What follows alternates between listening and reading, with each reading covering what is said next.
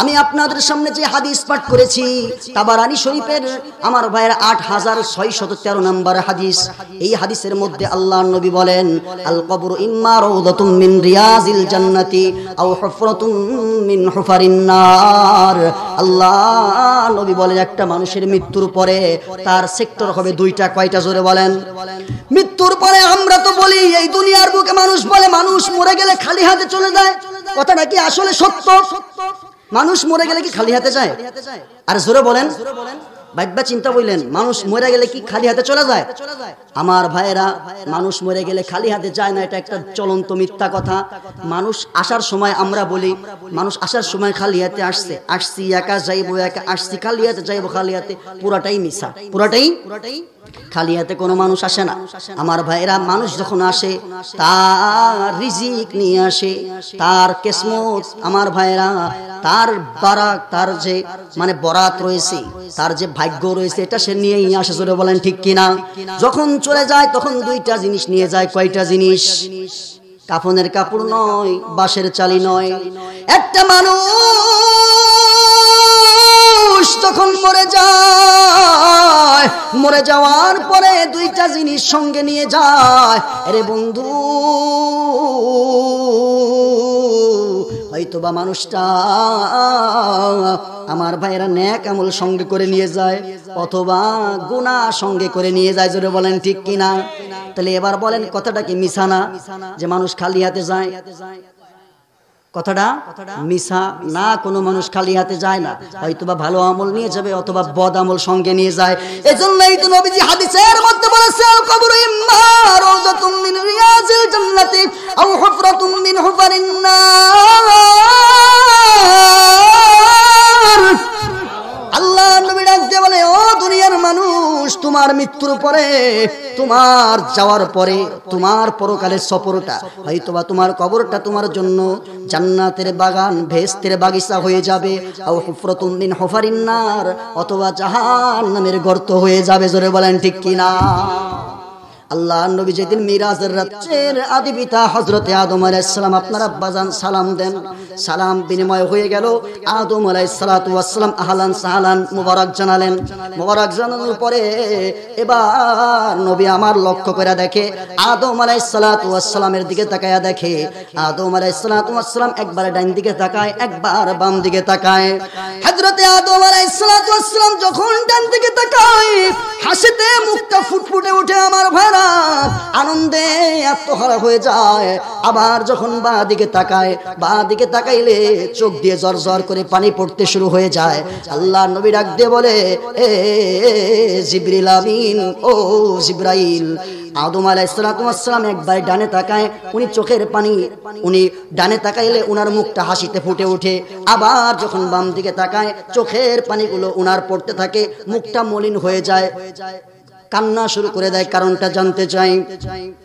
হযরতে জিবরিল আমিন ডাকতে বলেন, নবী গো, হযরতে আদম আলাইহিস সালাতু ওয়াস সালামের ডান সাইডে কিছু মানুষ আকৃতি দেখতেছেন। ওরা হলো উনার ওই সমস্ত সন্তান যারা হলো আসহাবুল ইয়ামিন।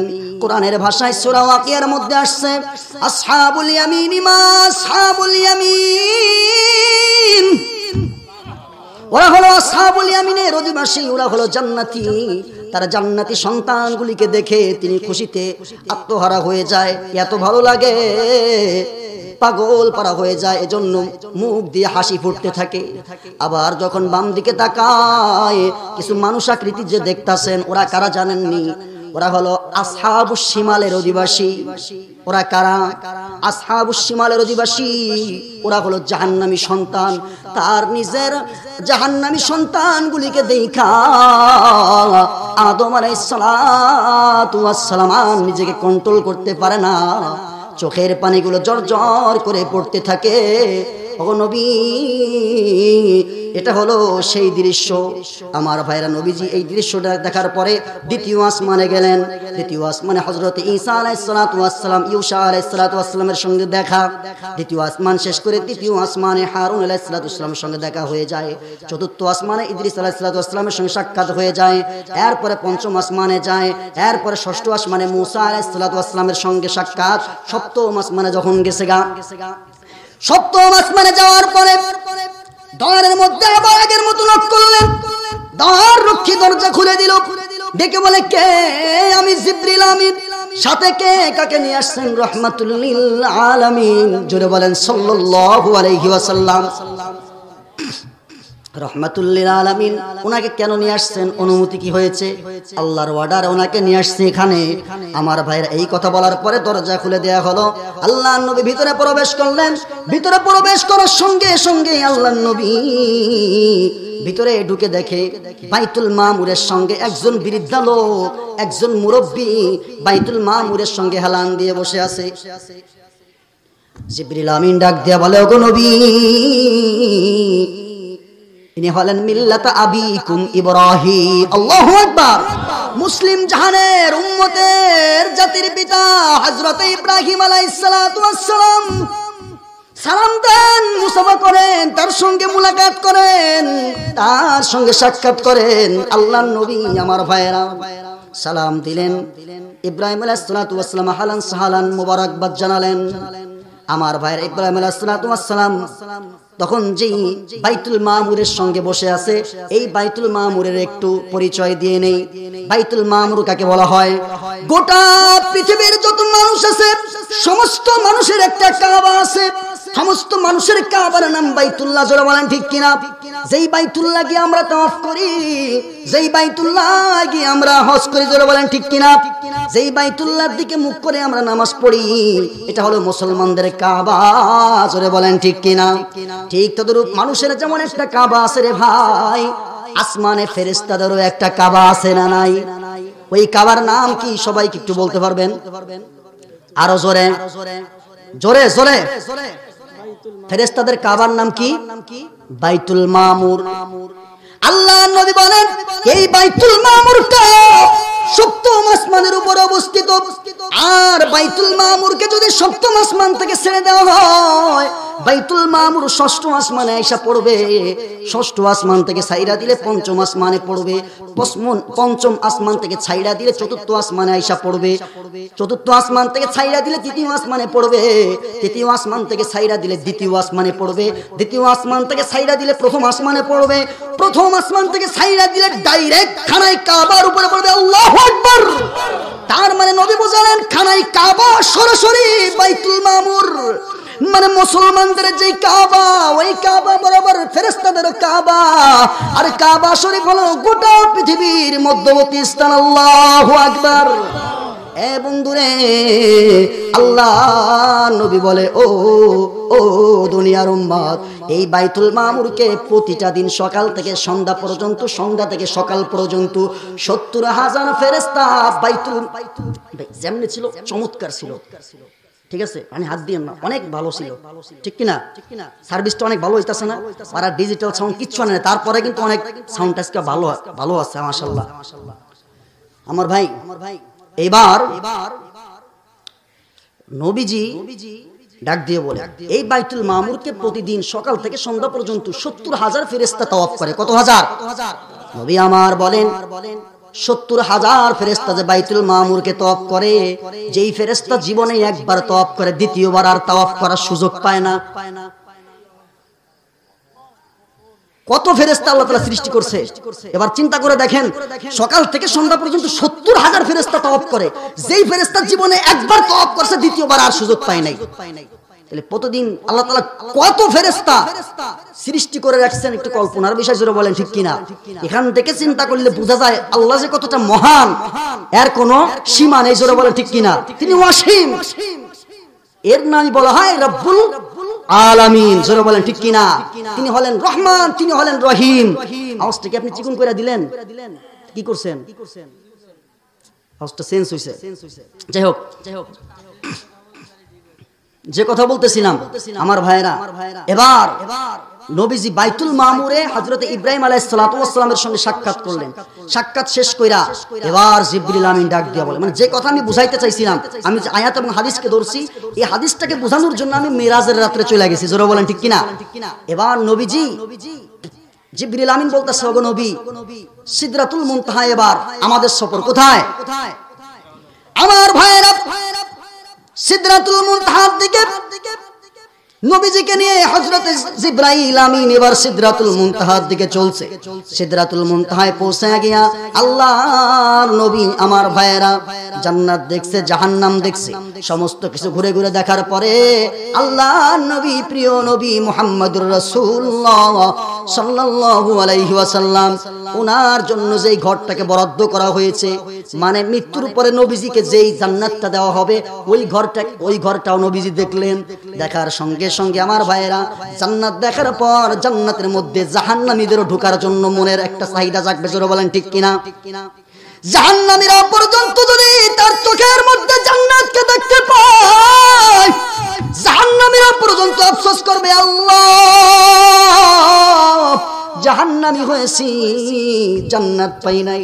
তারপরেও মনে বড় আশা, জান্নাতের সুবিরান নাকের মধ্যে আসে, জান্নাতের জান্নাতীদের আওয়াজ কানের মধ্যে আসে, যদি একটাবার সুযোগ দিতা গো আপনার জান্নাতের কাছাকাছি হতাম। আল্লাহ জান্নাতের মধ্যে ঢুকতে চাই না, জান্নাতের বারান্দার কাছে একটু যামু, যাওয়ার পরে জানালা দিয়ে একটু জান্নাতটা দেখবো, আর কিছু চাই না। ডেকে বলে, ও ফেরেশতারা ওদেরকে জিগাও, ওরা কি এরপর আর কিছুই চাবে না? না, কিছু চায় না। ওয়াদা করানো হলো, জান্নাত দেখার জন্য জানালা খুলে দেয়া হলো। জানালা দিয়ে জান্নাত যখন দেখছে, আবেগটা বাড়ছে না কমছে? আরে জোরে কয় না, আবেগটা আরো বাড়ছে। ডেকে বলে, আল্লাহ হাজার বছর পার হয়ে গেছে, জান্নাতটা জানালা দিয়ে দেখছি, নাকের মধ্যে ঘিরান আইতাছে। এত সুন্দর জান্নাত আপনি তৈরি করছেন, জান্নাতের ভিতরে থাকতে চাই না, একটা বার ঢুকতে চাই, আপনি সুযোগ দিলে মিস করতে চাই না। এবার রব্বুল আলামিন হলেন মহান মালিক। এজন্য আল্লাহ তো বলছে, বান্দা অন্যায় করে আমার কাছে ক্ষমা করলে, আমার কাছে ক্ষমা চাইলে, গুনাহ করে আমার কাছে ক্ষমা চাবি। আল্লাহ ওয়াদা করেছে, আমি আমার বান্দাকে তওবা করলে ক্ষমা করে দিব, জোরে বলেন ঠিক কিনা? আল্লাহ রাব্বুল আলামিন কিয়ামতের মাঠে কত মানুষকে সূরা ইয়াসিনের মধ্যে বলছে, কত মানুষকে পাপী বলে ডাকবে, জোরে বলেন ঠিক কিনা? ওই দিন যদি আমাকে আপনাকে পাপী বলে ডাক দেয়, সমস্ত নবী সেখানে উপস্থিত থাকবে, সমস্ত পৃথিবীর মানুষ ওখানে উপস্থিত থাকবে। আমার ভাইয়েরা, ছেলের সামনে মেয়ে, মেয়ের সামনে মা, বাবার সামনে ছেলে, ছেলের সামনে বাবা, তামাম পৃথিবীর মানুষ ওখানে থাকবে। তামাম পৃথিবীর মানুষের সামনে একজন রাজাকে, একজন বাদশাকে যদি আল্লাহ বলে, এ পাপী আয়, জাহান্নাম রেডি, বলেন তো তার অবস্থাটা কেমন হবে? জোরে বলেন ঠিক কিনা? জান্নাতীরা যখন সুযোগ চাবে, রব্বুল আলামিন সুযোগ দেবে। ফেরেশতারা জান্নাত দেখতে চেয়েছে, আমি জান্নাত দেখার সুযোগ করে দিয়েছি। জান্নাতে ওরা থাকতে চায় না, জান্নাতের বারান্দার মধ্যে ঢুকতে চায়। যাও যাও, বারান্দার মধ্যে একটু ঢোকার সুযোগ করে দাও। বারান্দার মধ্যে যখন একটু ঢোকার সুযোগ করে দেওয়া হয়েছে, বারান্দার মধ্যে ঢুইকা আমার ভাইয়েরা অজ্ঞান হয়ে গেছে, আর মনকে মানাইতে পারে না। ও রব্বুল আলামিন, ও মহান মালিক, এত সুন্দর বারান্দার মধ্যে এত সুন্দর ঘিরান, এত সুন্দর নাজ নিয়ামত, এত সুন্দর রাজি তুমি রাইখা দিছো। ও রব্বুল আলামিন, একটা বার যদি তোমার জান্নাতটাকে একটু দেখতে পারতাম, পাটা রাখতে পারতাম একটু, আল্লাহ জাহান্নামে দাও, সুবিধা নাই, আল্লাহ মনের স্বাদটা মিটে যাইবো, আর কিছু চাই না, জান্নাত থেকে একটু বার জায়গা করে দিবা। তুমি বিশাল সাম্রাজ্য জান্নাতের মধ্যে সৃষ্টি করেছো আল্লাহ, 10টা পৃথিবীর চাইতে তোমার জান্নাতটা আরো বড়। ওই জান্নাতের মধ্যে যদি আমাদের জন্য একটু পা দুটি রাখার জন্য জায়গা করে দেন, ও মালিক আল্লাহ, আপনার তো কোনো দিক দিয়ে কম হয়ে যাবে না, একটা বার কি দুটি পা জান্নাতের মধ্যে রাখার সুযোগ করে দিবেন। আল্লাহ রাব্বুল আলামিন বলেন, খালিদিনা ফিহা আবাদা। আরে জান্নাত তো এমন একটা বাড়ি, জান্নাত হলো এমন একটা বালাখানা, জান্নাত হলো এমন একটা ফ্ল্যাট, যে ফ্ল্যাটের মধ্যে যদি তুমি একবারে ঢুকে আবাদ আবাদা, একবারে চিরকাল সেখানে থাকবে, কোনোদিন বের করা হবে না। এর নামই তো জান্নাত, জুড়ে বলেন ঠিক কিনা?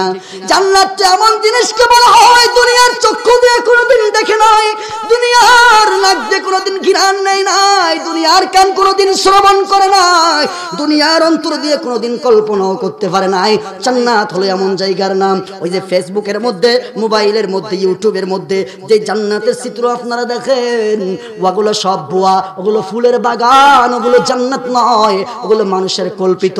জান্নাত তো এমন না আমার ভাইয়েরা, রমনা পার্কের মতো জান্নাত নয় আমার ভাইয়েরা। জান্নাত তো আমার ভাইয়েরা এই দুনিয়ার বড় বড় পার্কের মতো নয়। জান্নাত তো আমার ভাইয়েরা জাফলং এর মতো নয়। জান্নাত তো আমার ভাইয়েরা অস্ট্রেলিয়া, কানাডার মতো নয়। দুনিয়া যা কল্পনাও করতে পারে না, ওটার নামই হলো জান্নাত। জোরে বলেন ঠিক কিনা?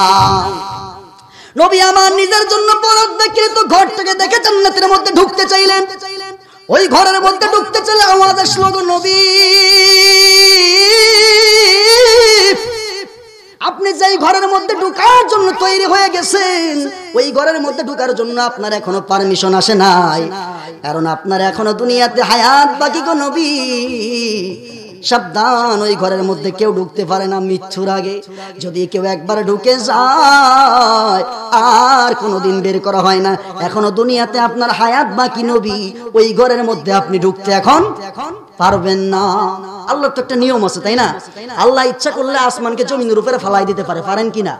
আল্লাহ ইচ্ছা করলে নবীজিকে উহুদের ময়দানে মার খাইতে হইতো না। আল্লাহ ইচ্ছা করলে নবীজির দান মোবারক শহীদ হইতো না। কিন্তু আল্লাহর তো একটা নিজাম আছে, জোরে বলেন ঠিক কিনা? আল্লাহর তো একটা নিয়ম আছে। আল্লাহ তাআলা বলেন, আমি চাই তোমরা আমার কাছ থেকে জিহাদ করে, আমার কাছ থেকে মুজাহাদা করে তোমরা আমার কাছ থেকে চেয়ে নিবে, আমি দান করব ঠিকই। তোমরা শুধু বলবে আল্লাহ শুধু মুসলমানদেরকে মারতাছে, ইসকনে মারছে, মুসলমানদের একজন উকিলকে মারছে, আল্লাহ মুসলমানরা শুধু মার খাইতাছে, কিন্তু আল্লাহ কি হিন্দুদেরকে দেখে না? আল্লাহ কি বিধর্মীদেরকে, খ্রিস্টানদেরকে দেখে না? আল্লাহ বলে আমি দেখি ঠিকই, কিন্তু বিনিময় ছাড়া দেই না। তোমরা বিনিময় আমাকে কিছু দাও। আমি তো বলছি ওয়ালা তাহিনু ওয়ালা তাহজানু ওয়া আনতুমুল আলাউনা ইন কুনতুম মুমিনিন। তোমাদের জন্য কোনো চিন্তা নাই, তোমাদের জন্য কোনো টেনশন নাই, পেরেশানি নাই, দুশ্চিন্তার কোনো কারণই নাই। তোমরাই তো বিজয় লাভ করবে, শর্ত ঈমান আনা লাগবে, মুমিন হওয়া লাগবে, তাকওয়া অবলম্বন করা লাগবে। আমি তোমাদেরকেই বিজয় দিব, কিন্তু বিনিময় কিছু দাও। তুমি কিচ্ছু দিবা না, মসজিদের কোণে বয়া তাসবিহ টিপবা, সুবহানাল্লাহ। আল্লাহ আপনি কি ওদেরকে চোখে দেখেন না? আল্লাহ বলে আমি দেখি, কিন্তু বিনিময় ছাড়া বিজয় দেই না।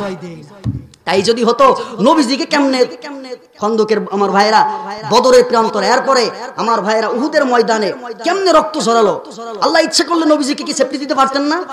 পাহাড় পর্যন্ত বলছে আমরা ওদেরকে ধসায়া দিব। কেন? আল্লাহ বুঝাতে চেয়েছেন নবী নবী হয়ে ইসলামের জন্য জিহাদ করেছে, নবী নবী হয়ে জান্নাতে হয়ে तमाम পৃথিবীর সমস্ত মানুষের সর্দার হইয়া, तमाम পৃথিবীর সমস্ত নবীদের সর্দার হইয়া, तमाम পৃথিবীর সমস্ত জিনদের সর্দার হইয়া, এরপরেও নবী যদি ইসলামের জন্য জিহাদ করতে পারে, মুজাহাদা করতে পারে, দাওয়াতের কাজ চালিয়ে যেতে পারে, ইসলামকে প্রচার প্রসার করার জন্য মেহনত করতে পারে, তুমি আর আমি কি এর সলিমুদ্দিকলির মধ্যে হইলাম যে ইসলামের জন্য আমি আপনি কিছুই করতে পারবো না? তার মানে বোঝা গেল ইসলামের কাছে, আল্লাহর কাছে আমার আর তোমার চার আনারও দাম আল্লাহর কাছে নাই। সরে বলেন ঠিক কিনা? নবী নবী হয়ে যদি উহুদের ময়দানে দান মোবারক শহীদ করতে পারে, আবু জাহেল কি কম জ্বালাইছে নবীজিরে?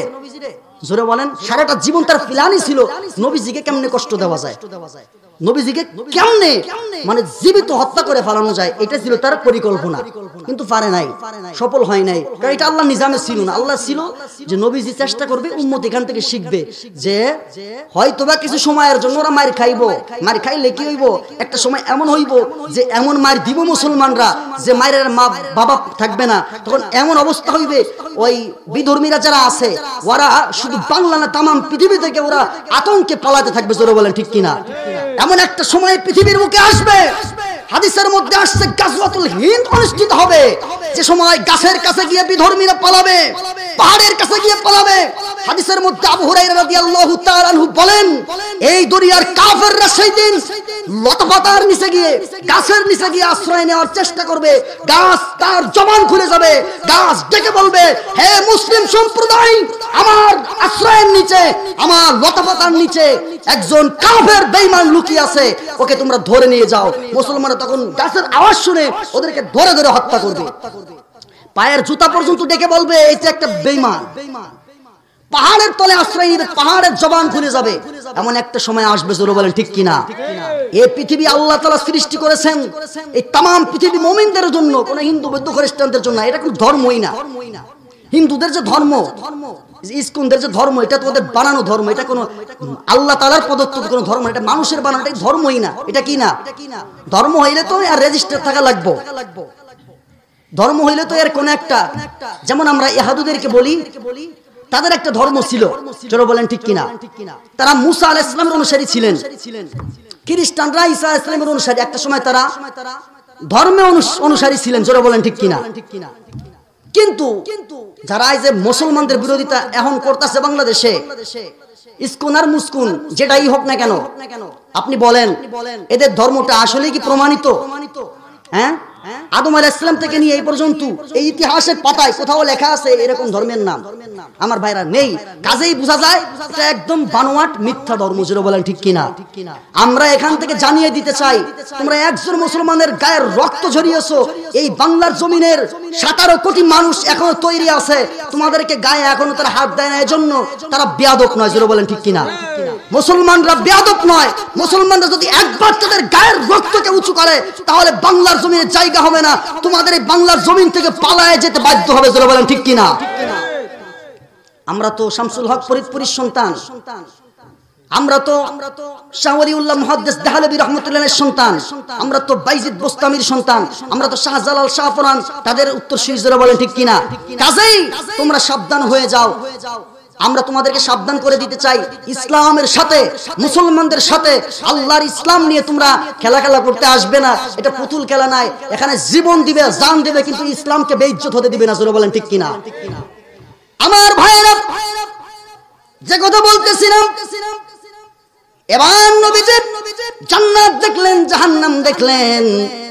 জান্নাত দেখা শেষ, জাহান্নাম দেখা শেষ, জান্নাত দেখা শেষ, জাহান্নাম দেখা শেষ।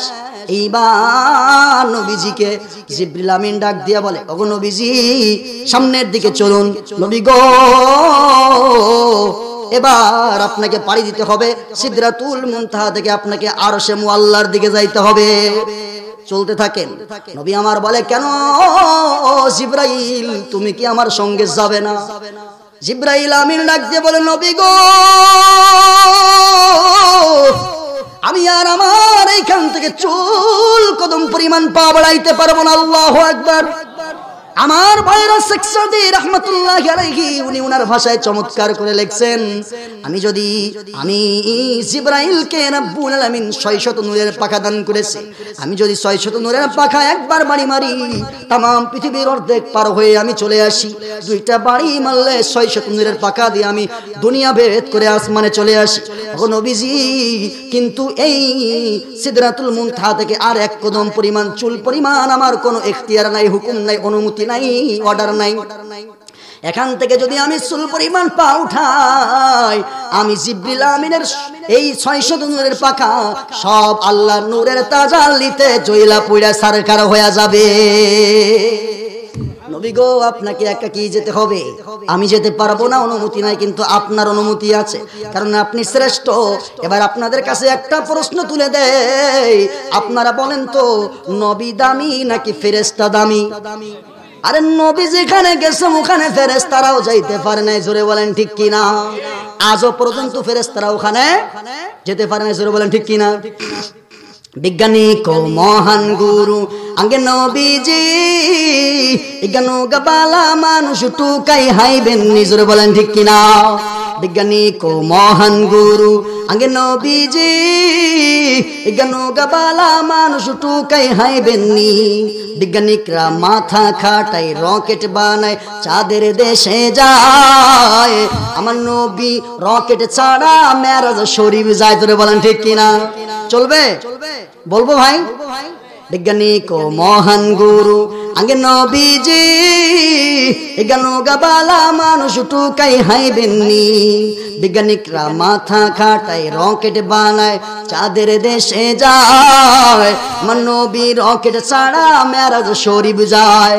রকেট মার্কেটে কলো কবজা, রকেট মার্কেটে কলো কবজা, এই সময় কি আর আসিলনি?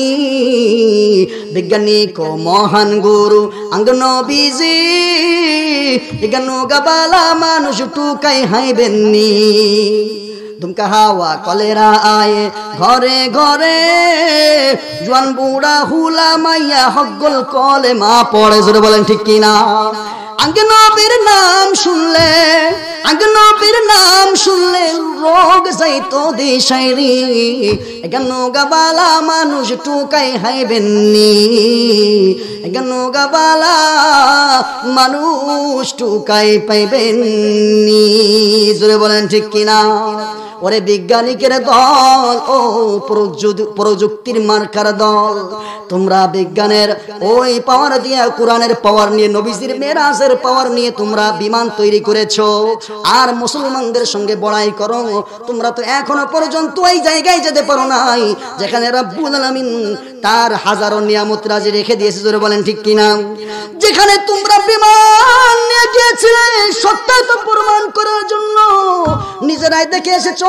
চাঁদের দেশে ফাটলের চিহ্ন এখানে নবী এসেছিলেন ১৫০০ বছর আগে এটা সত্য কোরআন সত্য হাদিস সত্য জোরে বলেন ঠিক কি না তোমরা বিমান তৈরি কইরা এরপরে ইঞ্জিলের মাধ্যমে আকাশে গেছো কিন্তু আমার নবীর কোনো বিমান লাগে নাই রে আমার নবীর কোনো ইঞ্জিন লাগে নাই ইঞ্জিন ছাড়া রকেট ছাড়া বিমান ছাড়া আল্লাহ নবী আসমান ভ্রমণ করেছে আল্লাহু আকবার আল্লাহ নবী এবার চলতেছে একাকী চলতেছে নির্জন এলাকা কেউ নাই সাথে বলেন তো মনটা কি ভীতু হয় কিনা ভীত সতস্ত অবস্থায় নবীজি উপরের দিকে চলতেছে কোরআনের ভাষায় হঠাৎ করে আমার ভাইরা রব চলে আসছে কি আসছে রব চলে আসছে রব কি জিনিস জানেননি কোরআনের ভাষায় সূরা আর রহমানের মধ্যে আল্লাহ সুবহানাহু ওয়া তাআলা সুন্দর করে জানায় দেয় মুত্তাকিনা আলা রাফরাফিল خضر وعبقري الحسان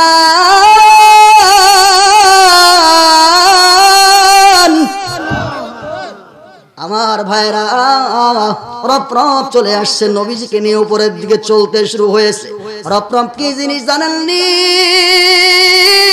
রব হলো এমন একটা বিছানা এমন একটা গদি এমন একটা চেয়ার এমন একটা মসনদ যেটা সবুজ রঙের দামি একটা বিছানা যেটা দ্রুতগামীতে নবীজিকে নিয়ে উপরের দিকে চললো নবীজি চলতে চলতে হাজারো নিদর্শন দেখলেন হঠাৎ করে সামনের দিকে যাওয়ার পরে আল্লাহ নবী একজন ভয়ঙ্কর ফেরেশতার সঙ্গে দেখা হইল যেটা বোঝানোর জন্য আমি মেরাজের রাত্রে ঢুকছি জোরে বলেন ঠিক কিনা আল্লাহ নবী আবার উপরের দিকে চলতেছে হঠাৎ করে একজন ফেরেশতা ভয়ঙ্কর ফেরেশতা বিরাট আকৃতির পুরো আসমান জুড়ে আছে ফেরেশতা तमाम আসমানের চাইতে বড় আল্লাহ নবী বলে চারজন ফেরেশতা বড় কয়জন হযরতে আজরাইল হযরতে জিবরাইল হযরতে মিকাইল হযরতে ইসরাফিল এত বড় করে না রব্বুল আলামিন তাদেরকে সৃষ্টি করেছেন আল্লাহর হাবিব বলে तमाम পৃথিবীতে যত পানি আছে সমুদ্রের ভিতরে যত পানি আছে আমার ভাইয়েরা আপনি প্রশান্ত মহাসাগর বলেন আর আপনি আটলান্টিক মহাসাগর বলেন আটলান্টিক মহাসাগরের দৈর্ঘ্য হইল 33 ফিট আর প্রশান্ত মহাসাগরের দৈর্ঘ্য হইল আমার ভাইয়েরা 36 ফিট আর तमाम পৃথিবীতে যত লোহিত সাগর বলেন যত নীল দরিয়া বলেন तमाम পৃথিবীর যত পানি আছে সমস্ত পানিগুলা যদি এক জায়গা কইরা একজন ফেরেশতার মাথার উপরে ঢাইলা দেয়া হয় আমার নবী আপনার নবী কুল কায়নাতের নবী নবী মুহাম্মদুর রাসূলুল্লাহ সাল্লাল্লাহু আলাইহি ওয়াসাল্লাম বলেন একজন ফেরেশতার মাথার উপরে तमाम পৃথিবীর সমস্ত পানিগুলাকে যদি ঢাইলা দেয়া হয় রে এক চিমটি পানিও ওই ফেরেশতার মাথার উপর থেকে গড়ায়া পড়বে না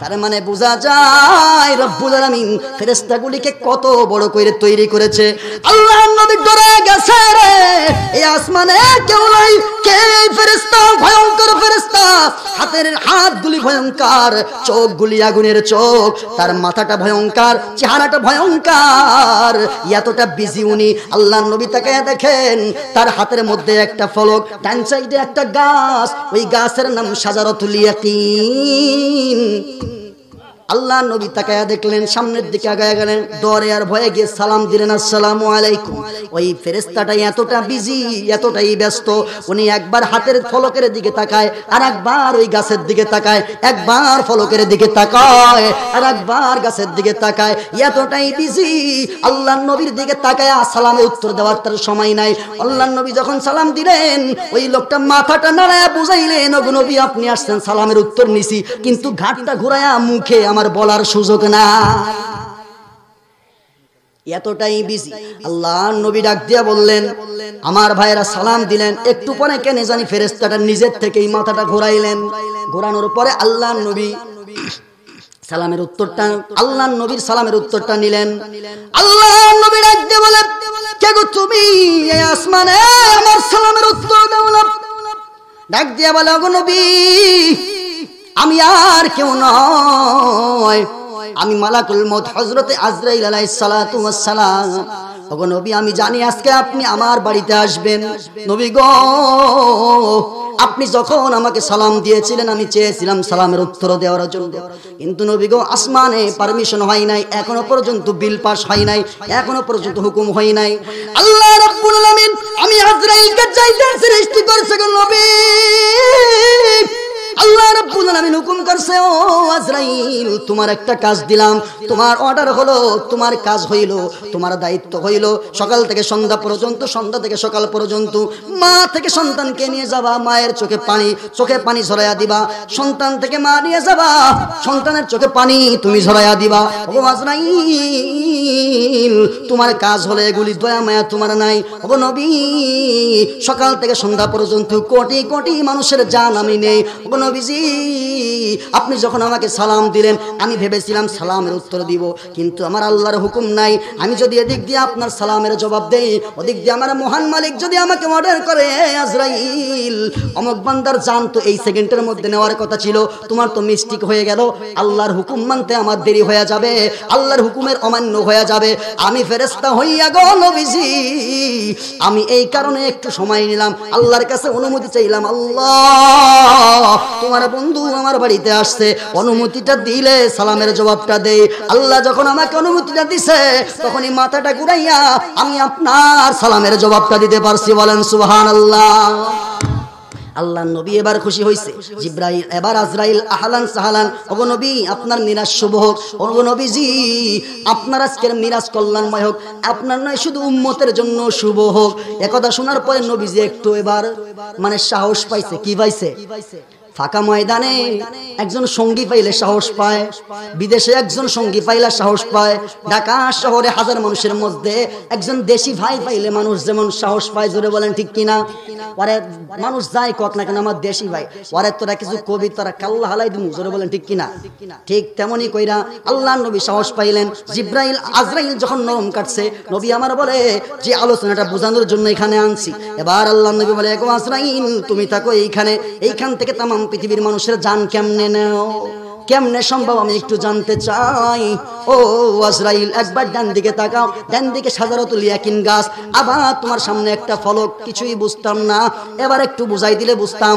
এবার আজরাইল ডাক দিয়ে বলে, ও নবীজি, ও নবীজি আমি আজরাইল দুনিয়ার কোনো মানুষের রিজিক খাই না, আমি আজরাইল দুনিয়ার কোনো মানুষের রিজিক কেড়ে নেই না গো নবী। ও নবীজি আমার সামনে যেই ফলকটা আপনি দেখছেন, যেই ফলকটা লেখা রয়েছে, এই ফলকের মধ্যে তামাম পৃথিবীর শুরু থেকে নিয়া যত মানুষ দুনিয়ার বুকে আসছে গো নবী, সমস্ত মানুষের নাম এখানে লেখা আছে, তার বাবার নাম লেখা আছে, তার পরদাদার নাম লেখা আছে, দুনিয়ার সমস্ত মানুষের নাম এখানে লিপিবদ্ধ করা আছে, কোন গ্রামের মানুষ কার ছেলে, সমস্ত কিছু এখানে লিপিবদ্ধ করা আছে। ও নবীজি শুধু তাই নয়, পাশে যে একটা গাছ দেখতেছেন, শাজারাতুল ইয়াকিন নামের যে গাছটা দেখতেছেন, এই গাছের মধ্যে তামাম পৃথিবীর সমস্ত মানুষের নাম লেখা রয়েছে, তামাম পৃথিবীর সমস্ত মানুষের বাবার নাম লেখা রয়েছে, দাদার নাম লেখা রয়েছে, পরদাদার নাম লেখা রয়েছে, কোন গ্রামে, কোন থানার, কোন দেশের মানুষ সেটাও এখানে লেখা রয়েছে। ওগো নবীজি দুনিয়া থেকে একটা মানুষের যখন রিজিক শেষ হয়ে যায়, আল্লাহ রাব্বুল আলামিন রিজিক বন্টনকারী ফেরেশতাদেরকে ডেকে বলে, ও রিজিক বন্টনকারী ফেরেশতা, আমার বান্দার রিজিক থাকতে রে আমার বান্দারে বিপদে ফেলাস না, আমার বান্দার বরাদ্দে, আমার বান্দার কিসমতে যেই রিজিকটা বরাদ্দ করা হয়েছে আসমানে, ওই রিজিকটা তাকে দিয়া দাও, কারণ তার রিজিক থাকতে জান নেওয়া যাবে না।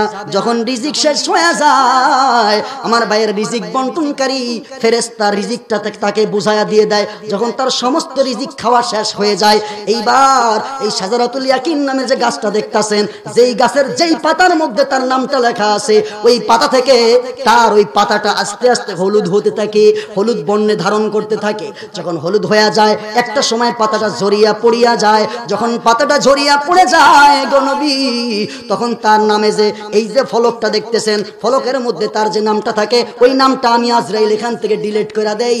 ও নবীজি, এখান থেকে মুছে দেওয়ার সঙ্গে সঙ্গে ওই দুনিয়ার আপনার উম্মতটার ইন্তেকাল হয়ে যায়। ও নবীজি, আরো একটু উদাহরণ দিলে বুঝবেন। ও নবীজি,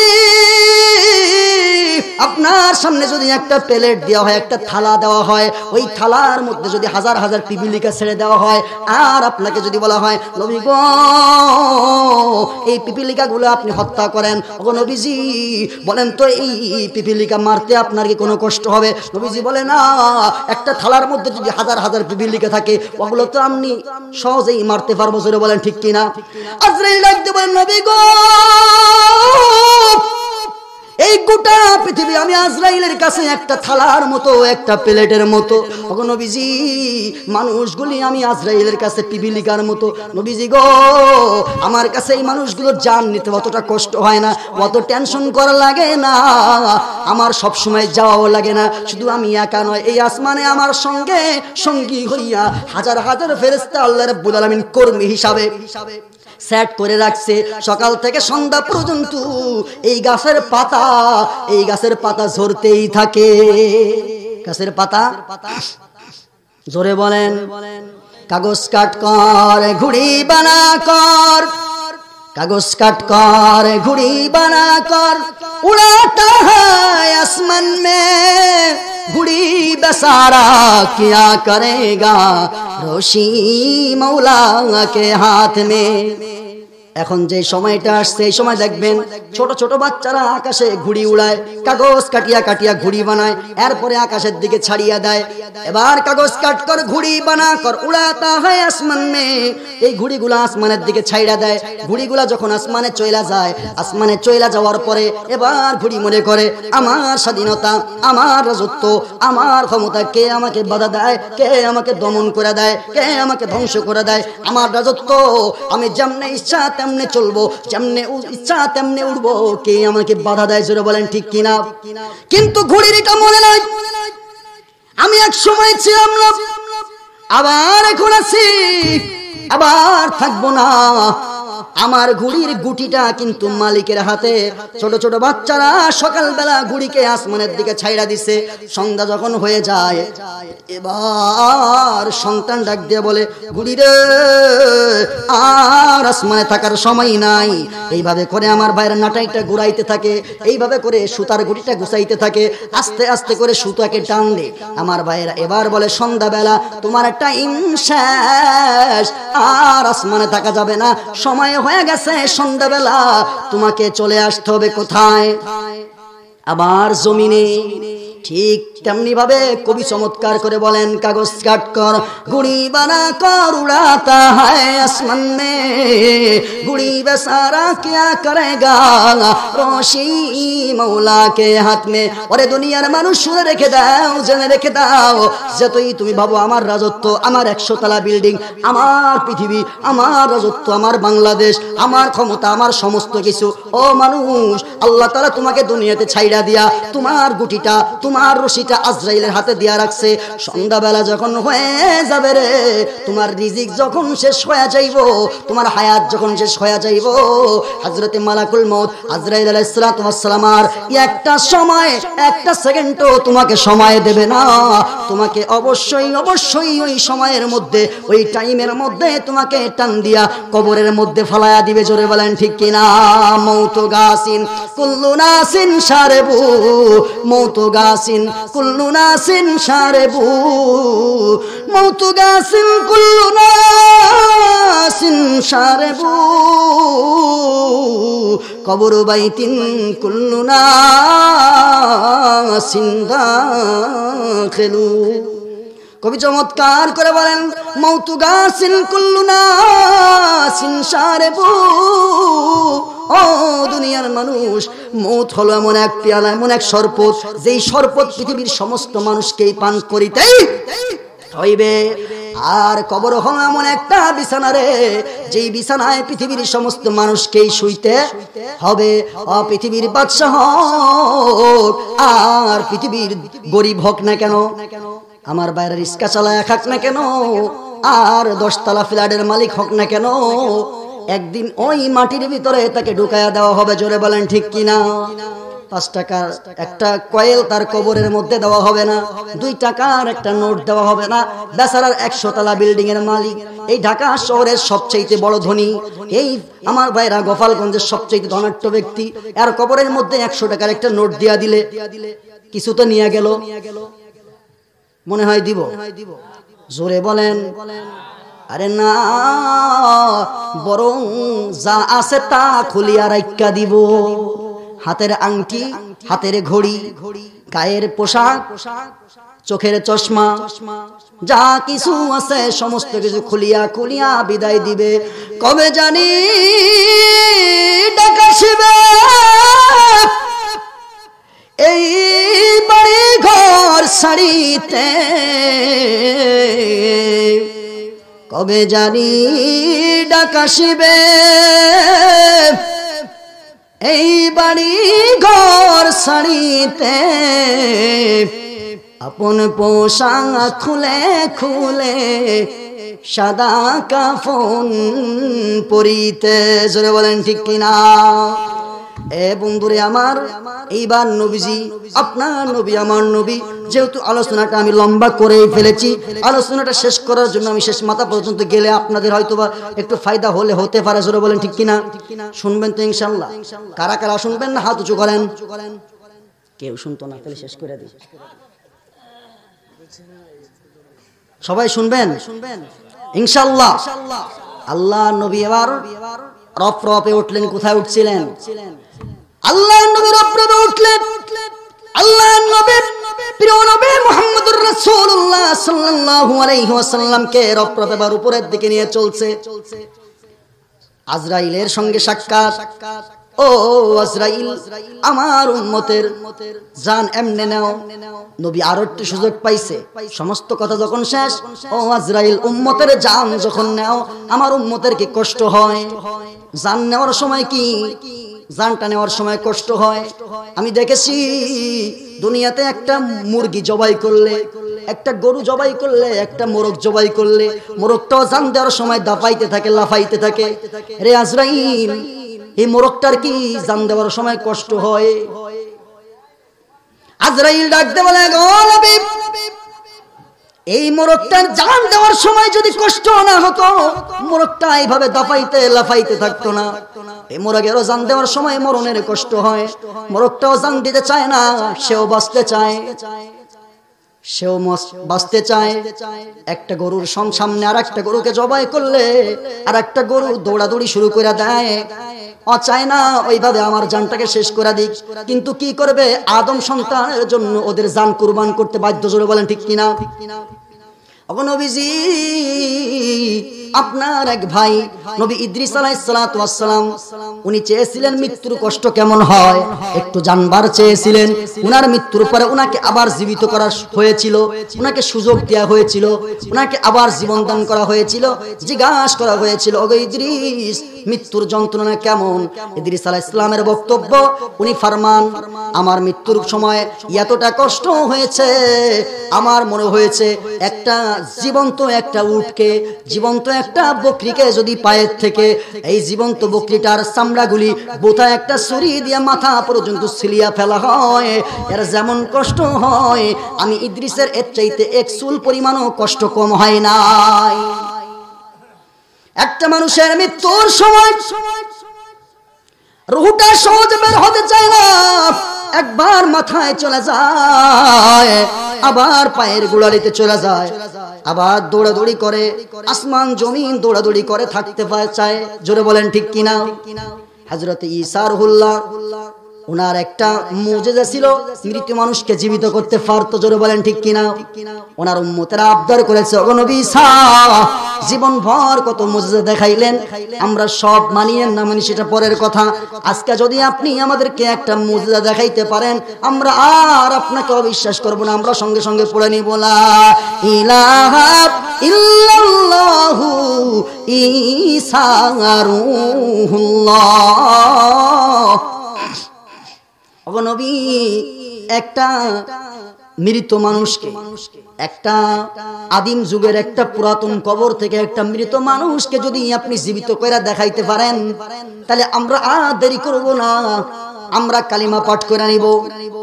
আমার ভাইরা তাফসীরে কাবীরের মধ্যে ইমাম ফখরুদ্দীন রাজি রাহমাতুল্লাহি আলাইহি লেখেন, ঈসা রূহুল্লাহ কবরের পাশে দাঁড়ায়া একটা পুরাতন গোরস্থানের পাশে দাঁড়াইলেন, গোরস্থানের মধ্যে দাঁড়াইয়া কুম বিইذনিল্লাহ বললেন, হে কবরের অধিবাসী আল্লাহর হুকুমে দাঁড়ায়া যাও। আল্লাহর একজন বান্দা দাঁড়ায়া গেছে, কাঁপতেছে কাঁপতেছে, চুল দাড়িগুলো পাকা, দবদবে সাদা, শরীরের মধ্যে কম্পন। ডেকে বলে, আল্লাহর বান্দা নাম কি, পরিচয় কি, কাঁপতাছো কেন, কি হয়েছে তোমার? ডেকে বলে, ওগো নবীজি ও ঈসা রূহুল্লাহ, আপনি পরিচয় দিলে চিনবেন, আপনার একজন ভাই, আমাকে আপনি চিনবেন, নবী হযরত নূহ নবিউল্লাহর ছেলে আমি। আজ থেকে 400 বছর আগে আমার মৃত্যু হয়েছে। আমার মৃত্যুর সময় এতটা কষ্ট হয়েছিল, নবীজি গো ও ঈসা রূহুল্লাহ, আপনি কি জানেন না আমার চুল দাড়িগুলা সাদা, আপনি দেখতাছেন না?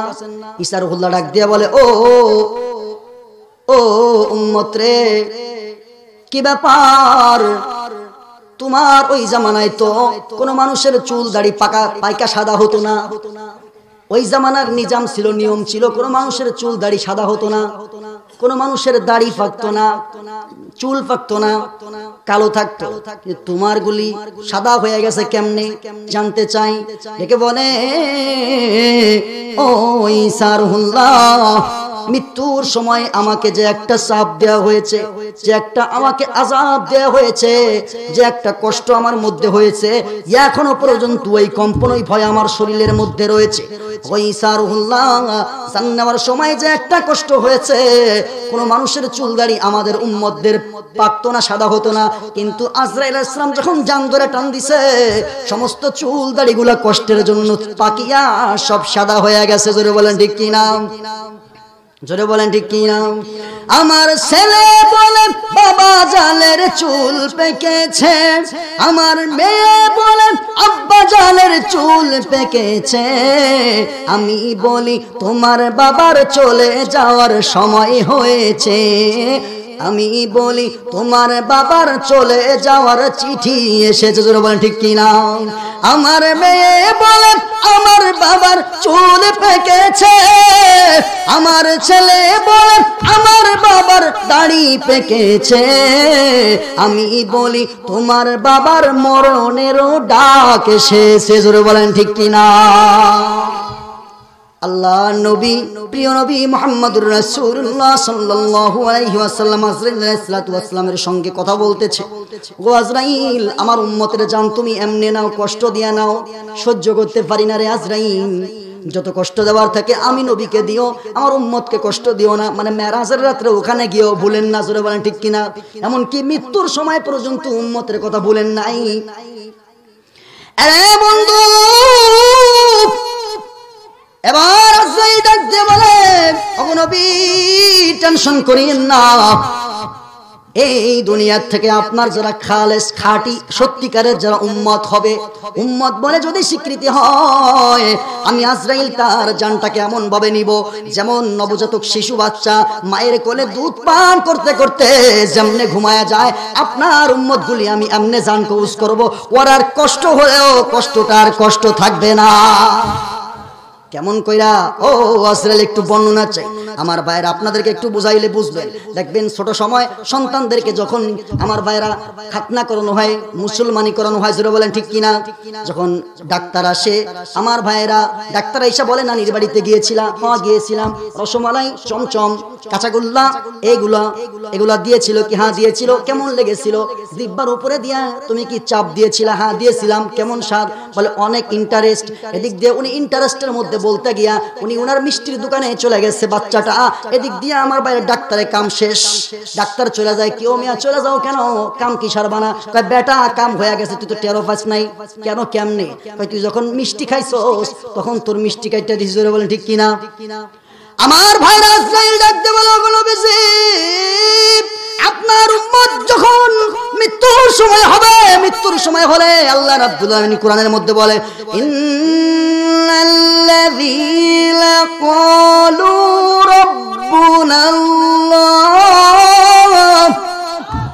সুম্মা ইসতাকামু তাতানাজ্জালু আলাইহিমুল মালাইকাতু আল্লা তাখাফু ওয়া লা তাহজানু ওয়া আবশিরু বিল জান্নাতিল্লাতী কুনতুম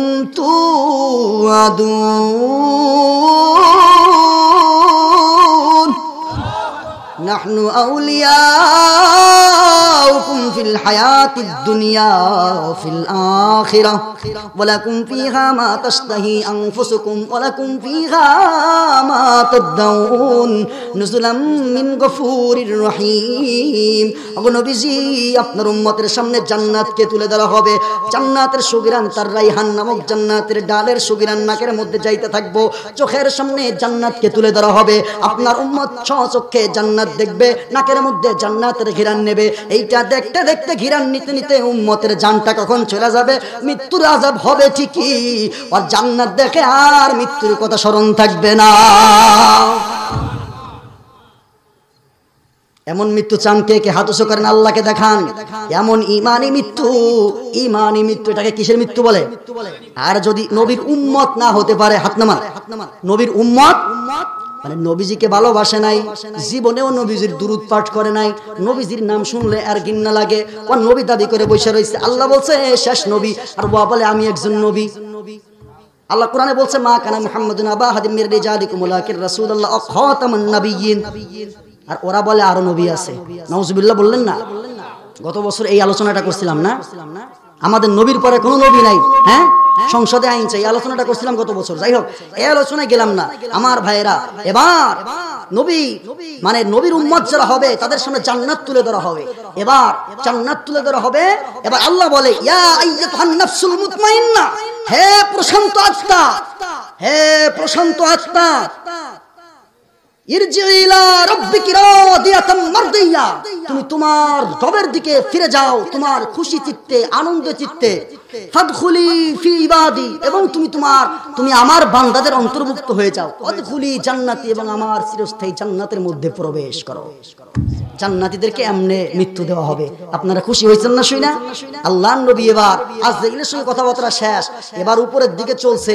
যাইতে যাইতে একবারে আরশে মুআল্লার নিচে গিয়ে দাঁড়ায় গেছে। উপর থেকে আওয়াজ আসছে, নবী আপনি এখন কোথায় দাঁড়িয়ে আছেন জানেন? আপনার রবের সামনে আরশের নিচে দাঁড়িয়ে আছেন। আল্লাহু আকবার। আল্লাহ রাব্বুল আলামিন নিজে এবার সংবাদ দেন, আগো নবী আপনি আপনার বন্ধুর বাড়িতে আসছেন, আপনি আপনার মাহবুবের বাড়িতে আসছেন। বন্ধুর বাড়িতে আসলে বন্ধুর জন্য কিছু নিয়ে আসতে হয়। আপনি আপনার বন্ধুর বাড়িতে আসছেন গো নবী, আপনার বন্ধুর জন্য, মাহবুবের জন্য, আল্লাহর জন্য কি হাদিয়া আনছেন? আপনার হাদিয়াগুলি আমার সামনে পেশ করেন। নবী আমার বলেন আল্লাহ হলো ধনী, তাম পৃথিবীর সমস্ত মানুষ হলো গরিব। আল্লাহকে কেমনে খুশি করব, কেমনে হাদিয়া দিব, কি হাদিয়া দিলে খুশি হবে? এখানে তো জিলাপি চলবে না, এখানে তো আমার ভাইরা ক্যাডবেরি কিছু চলবে না, এখানে তো চমচম কাঁচাগোল্লা দিলে আল্লাহ হাদিয়া নিবে না, টাকা দিলেও সারবে না, 10 তলা বিল্ডিং দিলে হবে না। কি হাদিয়া দিয়ে আল্লাহকে খুশি করা যায়? উনি তো ধনী, সমস্ত কিছুর মালিক, উনি কেমনে কি হাদিয়া দিব? আল্লাহর নবী চিন্তা করতেছে, হঠাৎ করে নবী আমার সিজদায় পড়ে গেলেন। সিজদার মধ্যে গিয়ে নবী আমার জবানে পাকে উচ্চারণ হয়ে গেলেন, আত্তাহি আত্তাহিয়াতু লিল্লাহি ওয়াসসালাওয়াতু ওয়াত-তাইয়্যিবাত আসসালামু আলাইকা আইয়ুহান নাবিয়্যু। আল্লাহ রাব্বুল আলামিন নবীর মুখ থেকে বের হলো আত্তাহিয়াতু লিল্লাহি ওয়াসসালাওয়াতু ওয়াত-তাইয়্যিবাত। এই শব্দগুলো যখন বের হয়ে গেল, আল্লাহ গো আমার সমস্ত ইবাদত, সমস্ত প্রশংসা, সমস্ত ইবাদত, সমস্ত পবিত্রতা, সমস্ত নামাজ রোজা যা কিছু আছে সব কিছু গাঁটি বান্দা আপনি মহান প্রভু আল্লাহ আপনার জন্য নিয়ে আসছি। আল্লাহ তাআলা খুশি হয়ে উত্তর দেয় আসসালামু আলাইকা আইয়ুহান নাবিয়্যু ওয়া রাহমাতুল্লাহি ওয়া বারাকাতুহু। ও নবীজি, আপনার এই হাদিয়া পাইয়া আমি আল্লাহ এত খুশি হয়েছি, দিলটা আমার খুশি হয়ে গেছে রে। আমার যত রহমত আছে, যত বরকত আছে, যত সমস্ত বরকত, সমস্ত রহমতগুলি আমি আপনাকে দান করে দিলাম। আপনারা সুবহানাল্লাহ বলছেন, আপনারা খুশি হয়েছেন, কিন্তু নবী আমার খুশি হয় নাই। নবী বলে আল্লাহ সমস্ত রহমত, সমস্ত বরকত আমি নবীকে ভাগ করে দিলেন, আমি তো এখন মেরাজে আসমানে, কিন্তু আমার গুনাহগার উম্মতগুলি দুনিয়ার মধ্যে আমার উম্মতরে তো কিছু দিলেন না। আমি এমন হাদিয়া চাই না, আপনি আমাকে যে হাদিয়া দিবেন এই সমস্ত হাদিয়াগুলি আমি আসসালামু আলাইনা ওয়া আলা ইবাদিল্লাহিস সালিহিন, আমি আমার সালেহীন আবেদিন বান্দাদের জন্য, উম্মতের জন্য সব রহমত বরকতগুলি বন্টন করে দিলাম। আল্লাহ তাআলা ওই দিন খুশি হয়ে নবীজিকে 3টা হাদিয়া দিয়েছিলেন। কয়টা? 3টা হাদিয়ার কথা শুনবেন। হুজুর আসতে আসতে আপনাদেরকে 3টি হাদিয়ার কথা শোনাবো। 1 নম্বর হাদিয়া নবীজিকে দিয়েছিলেন আল্লাহ সেই দিন নবীজিকে 1 নম্বর হাদিয়া দিয়েছিলেন 50 ওয়াক্ত নামাজ। কয় ওয়াক্ত? 50 ওয়াক্ত নামাজ। 2 নম্বর হাদিয়া সূরাতুল বাকারার শেষ 2টি আয়াত। 3 নম্বর হাদিয়া, ও নবী আপনার কোন উম্মত যদি শিরক মুক্ত ইবাদত করতে পারে, সে যদি মুশরিক না হয়, শিরক মুক্ত ইবাদত নিয়ে কবরে আসলে আমি ওয়াদা করতেছি আপনার উম্মতকে আমি জান্নাত দান করব। এই 3টা হাদিয়া। 1 নম্বর 50 ওয়াক্ত নামাজ নিয়া নবীজি এবার আসমান থেকে জমিনের দিকে রওনা। 6ষ্ঠ আসমানে মুসা আলাইহিস সালাতু ওয়াস সালামের সঙ্গে সাক্ষাৎ। ও নবী আল্লাহ কি হাদিয়া দিল? 50 ওয়াক্ত নামাজ চলতো না, এটা পড়তো না, আমি পারদর্শী। আমার উম্মতকে বনি ইসরাইলকে আল্লাহ তাআলা 3 ওয়াক্ত নামাজ দিছিল। সকালে 2 রাকাত, দুপুরে 2 রাকাত, আর সন্ধ্যায় 2 রাকাত, মোট 6 রাকাত নামাজ দিয়েছিল। এই 6 রাকাতের ইয়ারা পড়তো না। আমি পারদর্শী, আপনার উম্মত 50 ওয়াক্ত কেমনে পড়তো? ওরা তো শেষ জামানা, 50 ওয়াক্ত কি ওরা তো একটাই পড়তো না। আপনি আবার যান, নামাজ কমায় আনেন, উম্মতের জন্য সহজ করে দেন। নবী আবার গেছে, আল্লাহ তাআলা 5 ওয়াক্ত কমায় দিছে, এবার 45 হইছে। আবার আসছে, মুসা আলাইহিস সালাম বলে হইতো না, এটাও পড়তো না, আবার যান। আবার গেছে, কমাইতে কমাইতে 9টা ডেট যখন ওভার হইছে, কমাইতে কমাইতে 5 ওয়াক্ত নামাজ। মুসা আলাইহিস সালাম বলে এটাও পড়তো না, আবার যান। নবী আমার বলে না, আমার উম্মত আমি এখন লজ্জাবোধ করছি, আল্লাহর কাছে যাব, 5-এর নিচে আর আনতে পারি না। নবী আমার নিচের দিকে যাইতেছে, এমন সময় আল্লাহ তাআলা আরশের থেকে আওয়াজ দিয়ে, আমার ভাইয়েরা, আল্লাহ রাব্বুল আলামিন আওয়াজ দিয়ে দিলেন, ও নবীজি, ও নবীজি, আপনি যেই নামাজটা নিয়ে যাচ্ছেন আপনি মনে রাখিয়েন, আমি ওয়াদা করতেছি, সূরা কফের মধ্যে আসছে, আল্লাহ রাব্বুল আলামিন বলেন আপনার উম্মত ঠিকই 5 ওয়াক্ত পড়বে, কিন্তু আমি আপনার উম্মতের আমলনামায় 50 ওয়াক্তের সওয়াবই লেখা দিব। আপনার হাদিয়া 3টা পেয়ে খুশি হয়েছেন না? নারায়ে তাকবীর। আল কোরআনের আলো, আল হাদিসের আলো, সংসদে আলো, এটা কয় না, আল কোরআনের আলো। কোন মিয়া সংসদে চলার দরকার আছে না নাই? ইসলাম বাংলাদেশে কায়েম হোক আপনারা চান না? হ্যাঁ, আপনারা কি জিহাদ বিরোধী? আল্লাহর নবী যেটা রেখে গেছে এটা বিরোধী নয়। আমার ভাইয়েরা, যে কথা বললাম 3টা হাদিয়া পাইছি আমরা। কয়টা? 1 নম্বর হাদিয়া 50 ওয়াক্ত নামাজ থেকে 5 ওয়াক্ত, আর 5 ওয়াক্ত পড়লে আল্লাহ তাআলা 50 ওয়াক্ত নেকি দিবে।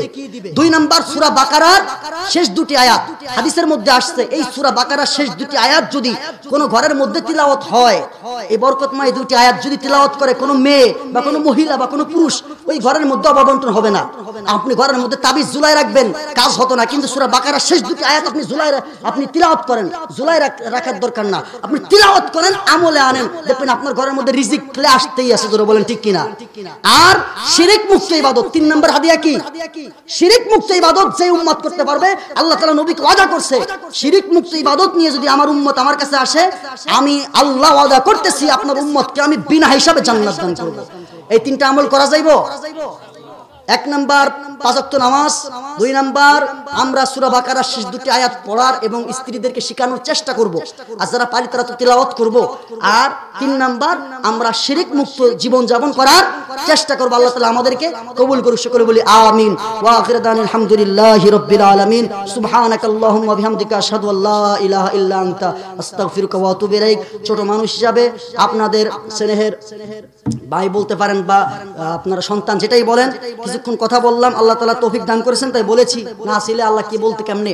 যাই হোক, যে কথাগুলো বললাম আল্লাহ তাআলা উক্ত কথার উপরে বক্তা শ্রোতা আলেম ওলামা যারা এখানে আছে, বৃদ্ধা বাচ্চারা সকলকে, মহিলাদেরকে সকলকে আমল করার তৌফিক দান করে সকলে বলি আমিন।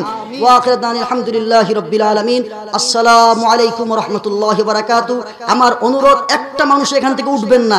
আলোচনা তো শুনেন না, আগে পরে না শুনছেন কিনা জানি না, পাশেই মাহফিলে এসেছিলেন হুজুর, আপনারা আলোচনাটা আগে শুনবেন, এরপরে আপনারা এখান থেকে উঠবেন যে আসলে আলোচনাটা কেমন, জোরে বলেন ঠিক কিনা। মধুর গালের মধ্যে না দিয়ে যতক্ষণ চাপ না দিবেন বুঝবেন না এটার মধ্যে কি মধু আছে, জোরে বলেন ঠিক কিনা। কাজেই আপনাদের কাছে অনুরোধ হইল, কোরআনের খাতিরে, ইসলামের খাতিরে আমরা সকলেই বসে দৃষ্টিভাবে তাফসীর জগতের আমাদের সকলের জন্য একটি রহমত আমরা শুনবো ইনশাআল্লাহ। আল্লাহ তাআলা, আমরা হুজুরের একটা বিষয় দেওয়া আছে, হুজুর ওইভাবে আলোচনা করবে, আপনারা সকলে দোয়া করেন যে আল্লাহ তাআলা আমাদের সকলকে কবুল করুক, সকলে বলি আমিন। ওয়া আখিরু দাওয়ানা আলহামদুলিল্লাহি রাব্বিল আলামিন।